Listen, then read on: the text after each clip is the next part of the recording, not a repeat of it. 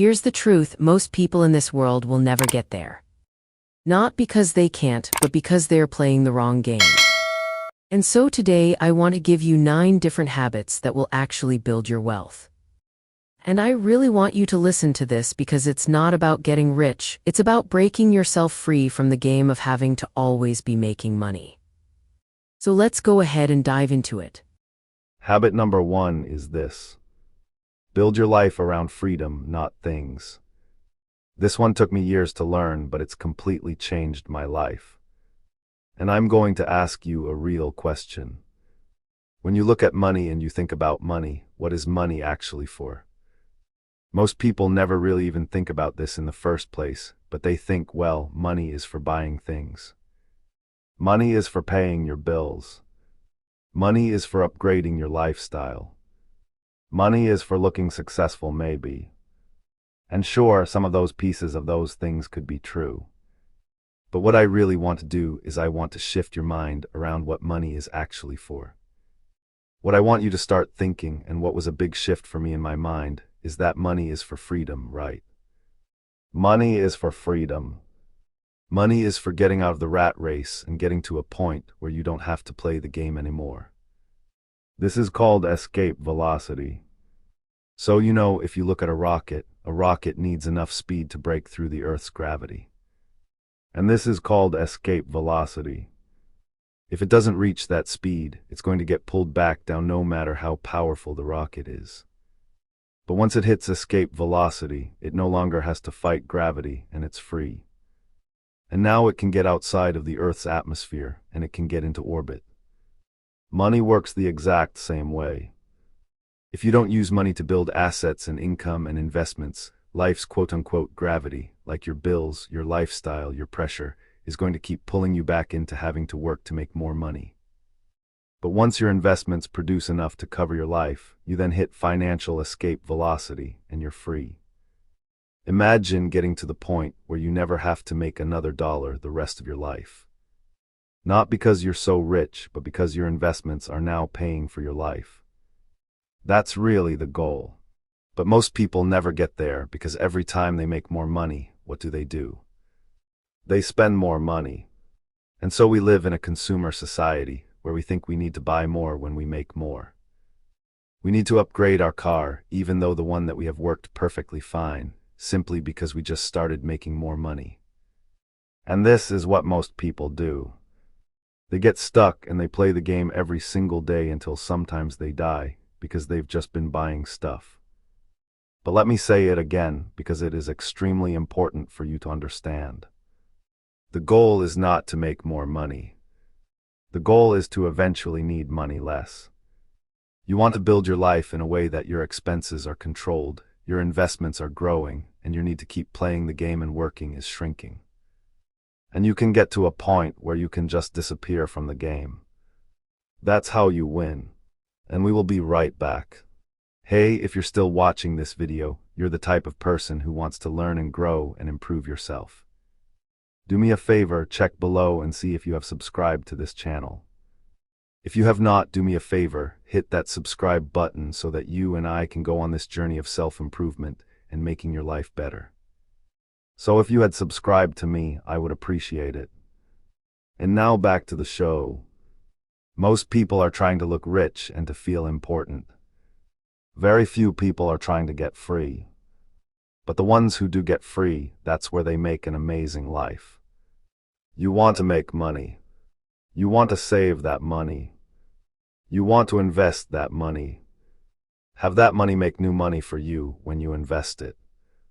Figure out how much money you need to make yearly to remove yourself from the game, and then get to a point where your investments are making that much money per year. For most people, it's way less money than you actually realize. So that's number 1. Number 2 is to start treating money like a tool and not a goal. Like money is not the purpose of your life. Money is a tool. And I really want you to think about that because tools are just meant to be used, not to be worshipped. Like you don't wake up and say, oh, I want to worship my hammer today. No, you say like, hey, I've got a hammer. What can I build with it? But money, like if people flip it, people worship it. They stop asking, like, hey, what kind of life do I actually want? And they start just thinking, how can I make more money? How can I make more money? How can I make more money? There's no real actual goal to making money. And that's a big shift. And that's where most people really go wrong with it. Because when money becomes your goal in life, please believe me, my money was my goal in life for a long time. So I have really had to pull myself out of this. But when money becomes your goal, you lose the plot. You start making decisions that don't actually make your life better. So you work jobs that you hate. You stay stressed all the time. You sacrifice your time and your health and your relationships, all for a number that you think will somehow fix everything. But the truth is, money is not going to fix your life. Money just amplifies who you already are. The only problems that money solves are money problems. That's it. If you're stressed now, I promise you, you will be stressed with more money.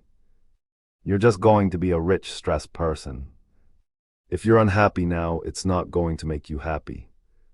You'll just be unhappy with more money. If you don't have purpose now, money won't magically give it to you. And that's why you see people all of the time who make millions of dollars and they're still miserable. And you're like, how could that be? They make so much money. How could they be miserable? It's because they chased a tool. They worshipped a tool. And they forgot the life that they wanted to build with that tool. They built the money, but they never built the life around it.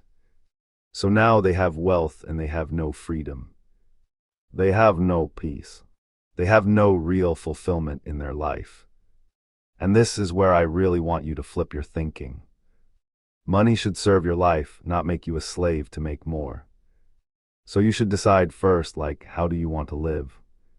What type of life do you want?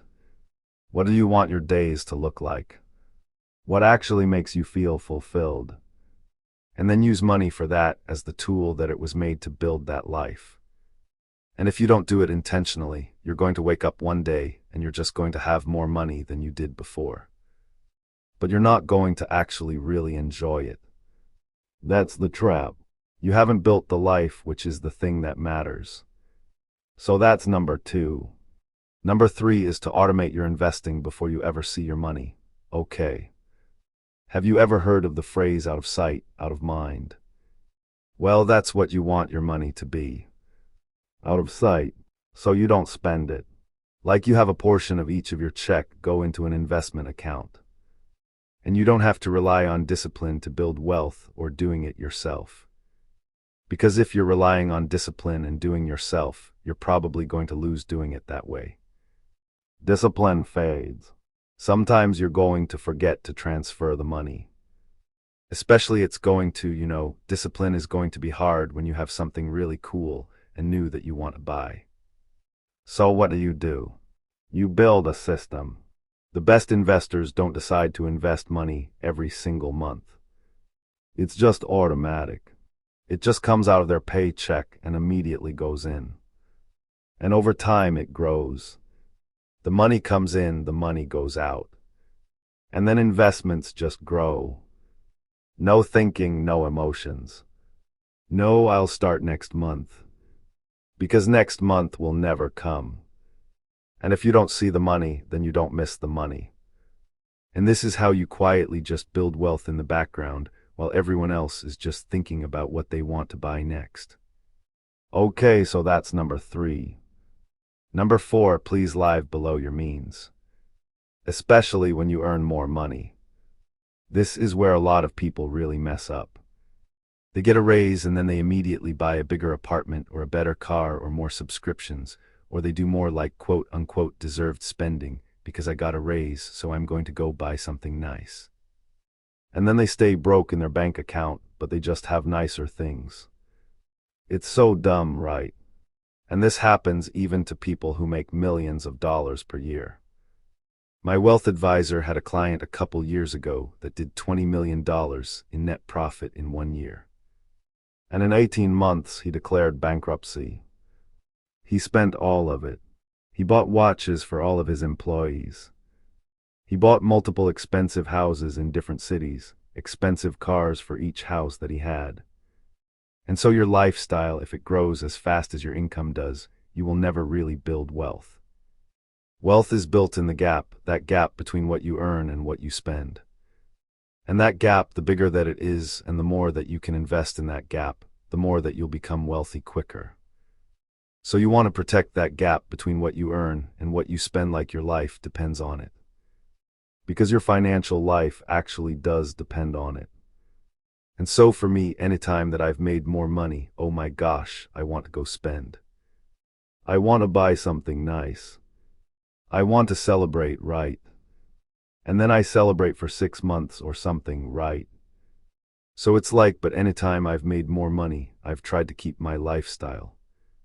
After screwing it up when I was younger and in my early 20s, anytime I've made more money after I screwed it all up, I've tried to keep my lifestyle exactly the same for at least a couple of years.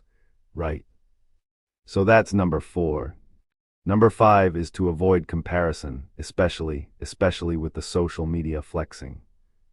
Because let's be honest, social media will mess with your head if you're not careful. You open up your phone and suddenly it feels like everybody's richer than you. Everyone's ahead of you. Everyone's winning except for you, right? You feel like a loser, but what you're really seeing, it's not reality. It's somebody's highlight reel. You're comparing your real life to someone else's best 1% moments. And the dangerous part of that is that comparison is the fastest way to feel broke and not good enough, even when you're not broke and not good enough, right? So you could be saving your money, investing it consistently, actually building real wealth, but you see somebody else who just bought a nice car and you're like, oh my God, I feel like I'm behind because someone else is showing a car or a watch or a vacation. And then now you're thinking to yourself, well, maybe I should spend more money. Maybe I should get some sort of upgrade. Maybe I'm not doing enough. And just like that, what happens? You get pulled back into the game of life. And then you spend in order to feel like you're keeping up with the Joneses and what's happening. You're delaying your freedom, your escape velocity for later on. You get pulled back into the game of being inside of the rat race instead of actually building real wealth. So you have to remind yourself, most people are not showing you their net worth. They're showing you their spending.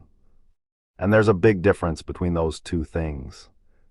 So know where you're going, stay in your lane, stick to your plane because your real wealth doesn't need to be posted all over the internet. Okay.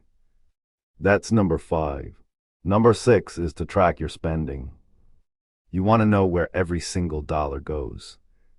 I have an honest question for you.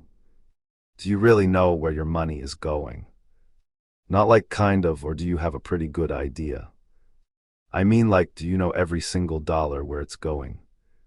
Because most people think that they have an idea until they really look at where the money's going. And when they finally look, they're like, oh my God, where the hell is all of my money going? And the truth is, if you don't know exactly where your money is going, you can never control your money. Because money just doesn't disappear into thin air. Usually it just gets spent unconsciously by most people. And that's how a lot of people stay stuck. And it's not even from huge purchases. It's just a bunch of little teeny tiny purchases of not really paying attention, right? And so they make decent money, but they have like no idea how much money they spend, what they spend it on, what's actually necessary and what's unnecessary. And so you need really one simple thing. You need visibility. You need to see where every dollar is coming in and where every dollar is going out to. And the good news is this used to be really hard. When I was in my early 20s, back in like 2007, 2008, I think is the first time I started doing it. I'd have spreadsheets and I had to track everything manually. And I had to print out all of my bank statements and log all of my money by hand and figure out where it was all going. And I'd have a calculator and all that stuff, right? It took hours to do it. But now there's apps designed to just do it automatically for you. There's apps like Mint, Monarch Money, Rocket Money, and they're so simple. You just like log into your accounts. You connect your accounts to those apps and they show you where everything is going in one place. They show you your spending, your income, your subscriptions, all of your categories, your patterns. And that's where it gets really, really powerful for you. Because once you see where your money is going, you can't unsee it. And you start realizing, oh my gosh, I'm wasting money here. I remember my wife, when we first started dating, she was like, I don't have any money. I don't have any money. And I was like, well, how much do you make? And what are your bills? And we started and I was like, you're missing $400 a month. Like you should have an extra $400 a month. She's like, I don't. And so no joke, this is all the way back in 2013. We printed out all of her transaction or bank statements for the past 3 months. She was spending on average $400 a month at Target. And she was like, I had no idea spending that much money on Target. And so she just stopped going to Target for years and automatically just started saving that money. And so you start noticing things within yourself, which is like, why am I spending $400 a month eating out? Like, why do I have 7 subscriptions that I don't use? Why am I spending money on things that I don't even care about? And that awareness is what actually starts to create change. And once you see the leaks in your bank account and in what you're doing, you can fix them and you can plug up those leaks and you can invest more. Okay, that's number 6. Number 7 is to track your net worth consistently. You don't need to obsess about it. You just need to be aware, because what you track, you improve. And if you don't know what you own and what you owe and where you're going and how much you're making and how much you're saving and how much you're investing in the average return on your investments, then you're just guessing. And guessing is not going to build wealth. Guessing is not going to get you to escape velocity. Tracking creates clarity. Clarity creates better decisions. Like when I first started making a significant amount of money when I was 21 years old, I basically 6x my income from one year to another. But my bank account was the same, like the same amount of money at the end of both years. And so I realized, like, I really need to track my money because it's just going everywhere and I'm leaking it. And so what I started doing is, I started looking at my bank account every single day.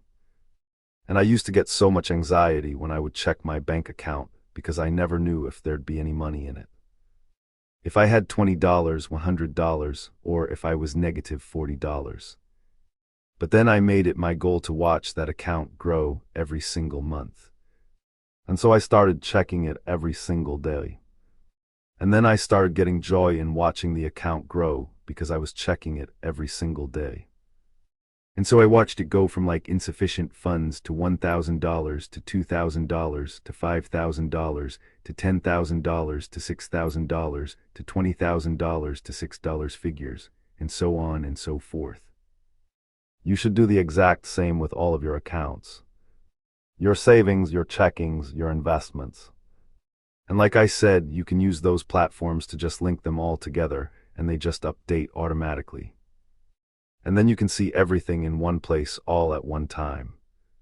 So that's number 7. Number 8 is detach your self-worth from money. This is a really big one. This is where a lot of people really get stuck because they don't just want money, they want what they think money means, which is like respect or status or validation or finally feeling like they're enough. And I coach many very extremely successful business owners. Like, I'm talking people that have more money than they need, and they don't know how to remove themselves from their businesses because their business and making money has become their entire identity, and all of their self-worth comes from their business, and all of their identity comes from their business. And so they don't know how to remove themselves from it. And this is a lot of people, isn't just millionaires. So what happens? Well, because their identity is tied to their income, they think to themselves, well, if I make more money, then I am more. If I lose money, then I'm less. And that's a really dangerous game to play because now money just doesn't sit in your bank account. Money controls your emotions. It controls how you feel about yourself. It controls your confidence. It controls your decisions. And so, let me explain what this looks like in real life.